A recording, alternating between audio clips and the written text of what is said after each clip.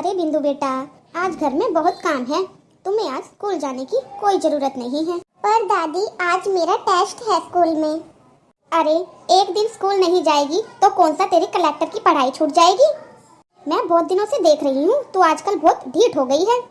अपनी दादी की बात सुनकर बंधु नाराज हो जाती है।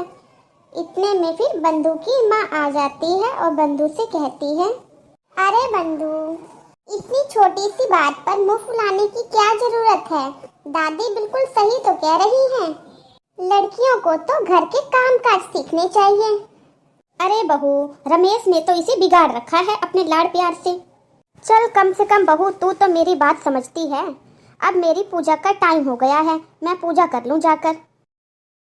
इतना कहकर बंधु की दादी वहां से चली जाती है।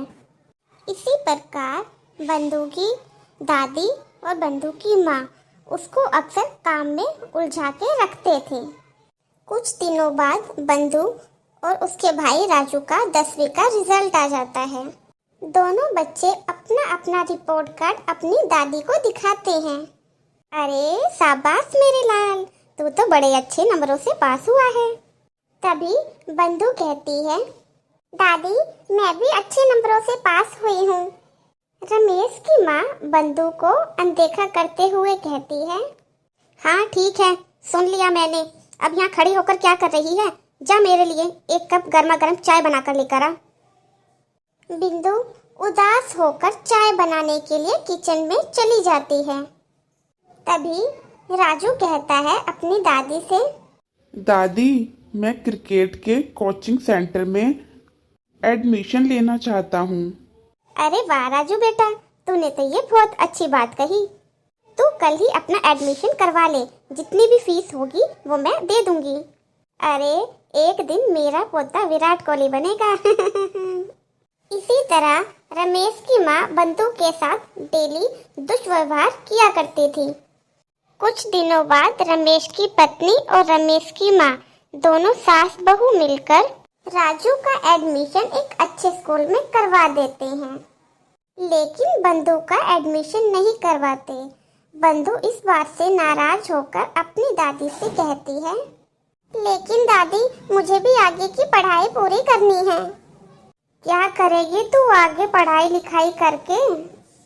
आज से ये पढ़ाई का बोझ अपने दिमाग से निकाल दे। इतना कहकर रमेश की माँ वहां से चली जाती है। और फिर उस दिन के बाद बंधु की पढ़ाई बिल्कुल छूट जाती है। और फिर उसकी दादी उससे धीरे धीरे घर के सारे काम करवाने लगती है। कुछ दिन बीत जाते हैं और फिर उसके बाद रमेश छुट्टियों पर अपने घर आता है और बिंदु को घर के काम करते देख बिंदु से कहता है, अरे बिंदु बेटा, तुम स्कूल नहीं गई आज? पापा, दादी ने मेरा स्कूल में एडमिशन कराने के लिए मना कर दिया। वो कहती हैं घर पर रहकर घर के कामकाज करना सीखो। अपनी माँ का यह बर्ताव देखकर रमेश को बहुत गुस्सा आता है और वो अपनी माँ से कहता है, ये क्या किया माँ आपने? बंधु का आगे की पढ़ाई के लिए एडमिशन क्यों नहीं कराया? अरे बेटा, लड़की जात है, ज्यादा पढ़ के क्या करेगी? वैसे भी इसको शादी के बाद घर के ही काम करने हैं। आप किस सोच में जी रही हो माँ? अगर आपकी जैसी सोच कल्पना चावला के माँ बाप की होती तो क्या वो पूरी दुनिया में इतना नाम कर पाती? इसका स्कूल छुड़वाकर आप इसका भविष्य खराब कर रही हो, लेकिन मेरे रहते ऐसा नहीं होगा। बंधु बेटा, मैं कल ही तुम्हारा किसी अच्छे स्कूल में एडमिशन करा दूंगा। तुम जितना चाहो उतना पढ़ो। मेरे होते तुम्हें किसी भी चीज की चिंता करने की कोई जरूरत नहीं है। अपने पिता से हौसला पाकर बंधु बहुत खुश हो जाती है और अपने पापा से कहती है, जी पापा, मैं बहुत मन लगाकर खूब पढ़ूंगी और बड़े होकर एक अच्छी डॉक्टर बनूंगी। ये हुई ना बात। शाबाश मेरी बेटी। शिक्षा, लड़का हो या लड़की, हमें दोनों को आगे बढ़ने का मौका देना चाहिए।